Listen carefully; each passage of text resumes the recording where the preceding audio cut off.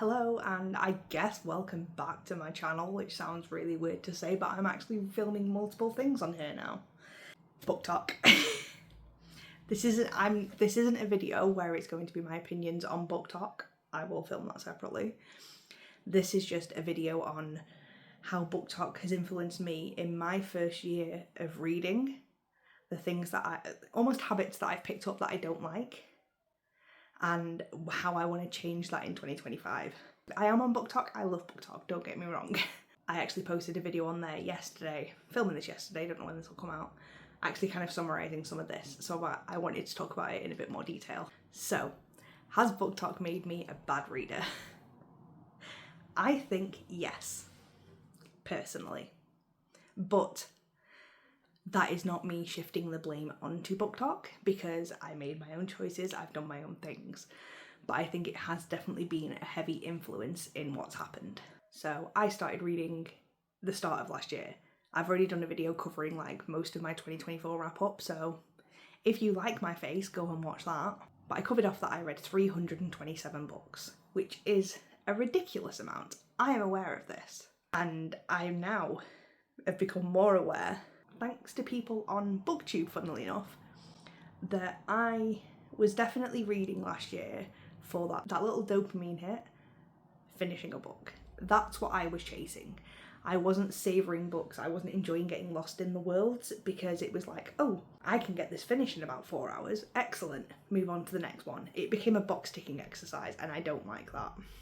I don't like it that much that I wish I could select about, probably I'd say 2/3 of the books that I read last year and forget I ever read them, to experience them for the first time in a savouring way. And my overconsumption of books became a problem as well. So you can only see these 2 bookcases, but I have another 2 here and I have a small one there as well. All in the space of a year. I spent so much money. And that doesn't include what's on my Kindle. Booktok is very much algorithm based. I do believe that, in that a book is trending, other people will then read that book to say their view on it, possibly giving a fake review. I can't say on that because I wouldn't have any proof. But I feel like trending books creates trending content, which then creates potentially a false view on some books. I got caught up in that hype of seeing 10 people like the same book, buying it, not even reading the blurb. This is how much of a problem I am. Buying entire series before I've read the first book, which is all stuff that I'm stopping doing in this year. It's one of my resolutions, is stop being a dick with money. So I was buying blindly, and because of that, I was then picking up books, putting them on my shelf for 6, 8, 12 months, and I've still not read them, even though I got through 327. And we all use that line of, oh, reading and buying books are different hobbies. And now that the veil has been lifted, it's a really stupid thing to say, because you buy books to read them. So it's not different. This came to light more for me recently with pre-orders.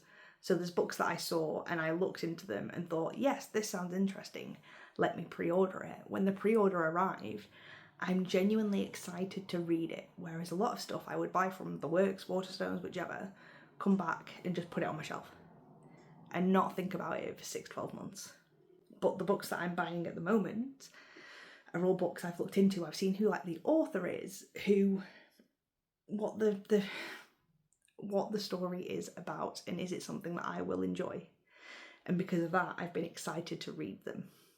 Like, I want to be able to get to a point where I can go into the works, Waterstones, whichever, and spend time genuinely browsing, looking at books, being able to go, is this something I might enjoy? Yes, okay, let's pick it up and try it.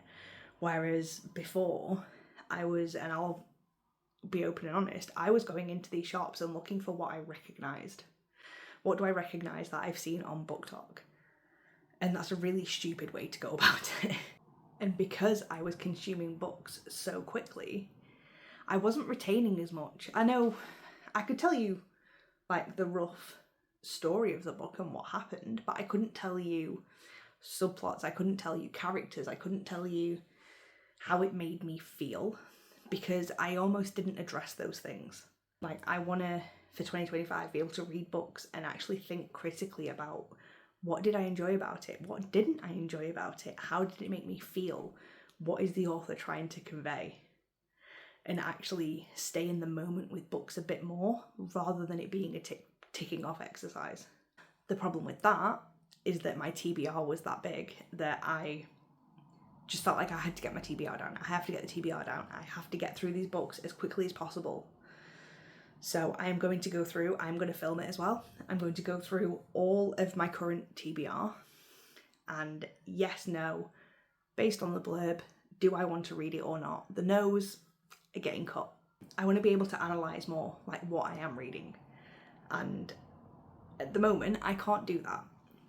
I struggle, and I want to improve that within myself this year, is what makes good writing.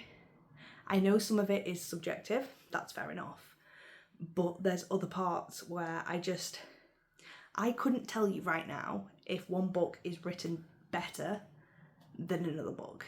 It was not my strong point in school. I was more science, maths, give me facts, figures, numbers, happy days. So that's one of the things I want to prove as a reader within myself this year. It's got really deep, I am sorry. But yes, I think Booktok has made me a worse reader for the year. It has, in other ways, made me very happy because I have found some beautiful books that I have genuinely enjoyed. But there is that other side of it where it is buying and reading books are different hobbies. These massive hauls, like there was 1 month, I think I bought 60 something books in 1 month last year, which is ridiculous. So being more mindful about what I'm spending, where I'm getting my books from, looking into the authors. So prime example, Late Bloomer by Maisie Eddings. I had a quick Google of this yesterday because I was suggesting it for a book club that I'm in. Turns out Maisie Eddings is neurodivergent. I had no idea, and I would never have known if I hadn't actually just Googled it quickly. So it's things like that. I want to get to know the authors. Then what other books have they done? Is this the first book in a different genre that they're testing out? Loads of different things that are never kind of answered in a 1-minute recommendation video on Booktok. So that's it. It is more of a moan at myself, not gonna lie. If you like it, please subscribe. It feeds my ego, makes me feel a little bit better that I'm not just talking to a camera. And let me know your thoughts on this as well, please, because I'm interested to know if anyone else is feeling like this or is at least starting to feel like this after maybe being on Booktok for the first year. Bye.